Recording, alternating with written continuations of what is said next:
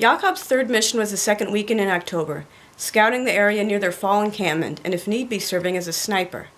Govert traveled behind him and one of the older partisans went in front. After this, Commander Vanderbeek had promised that he'd be allowed to go on missions all by himself when the opportunity arose.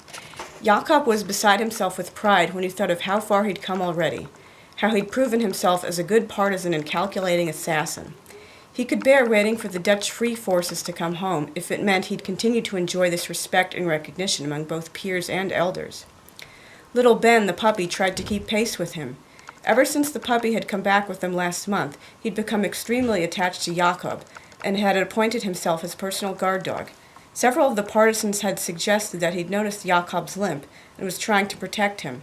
He did remember that once Louisa had told him that animals could feel a person's pain and stay with an injured person for comfort. As he was limping his way along the route on his map, he stopped in his tracks. There, by the banks of a creek, he could hear a woman's voice speaking some very familiar words, and in the vernacular, not the original Hebrew.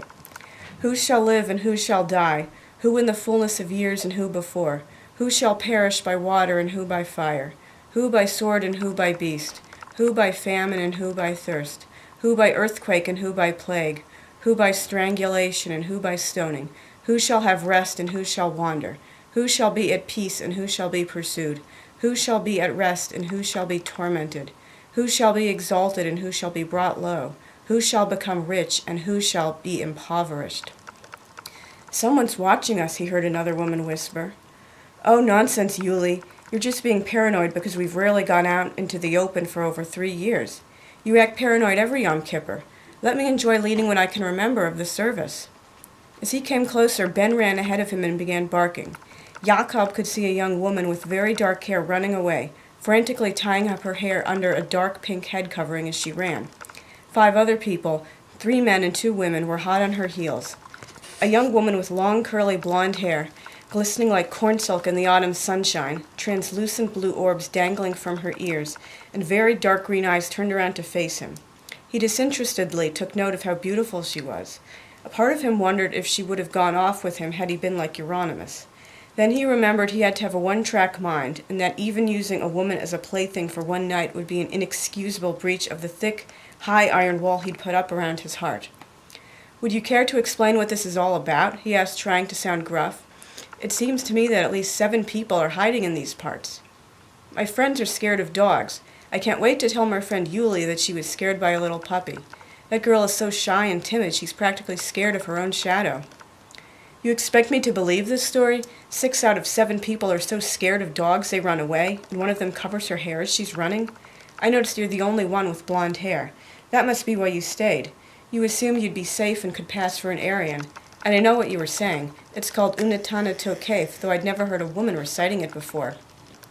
She knelt down and picked Ben up, scratching him behind the ears. That's a detail I suppose Aryan Dutchmen wouldn't know. Your secret is safe with me. I don't venture out very often anyway. You're probably freer than I am. Sometimes Yuli and I gather mushrooms or bathe in the river, but we're mostly stuck inside. Our other friends never go out, except sometimes our friend Solomon, who's old enough to be our father. He's arranging things with someone on the outside for us to go to Liechtenstein next month. And you assume that I'm of the same persuasion as you are. Never assume anything, you Frau. Under the occupation, you never know who's a real friend and who's an enemy who's about to stab you in the back. She laughed as she set Ben down. You talk a very good game, but I don't believe your bluff. Would you like me to pull down your pants so we can both see who's telling the truth? He stood in silent horror as she skipped off laughing, her long blonde curls dancing in the breeze. Whoever this girl was, she had no sense of social etiquette, manners, or decency.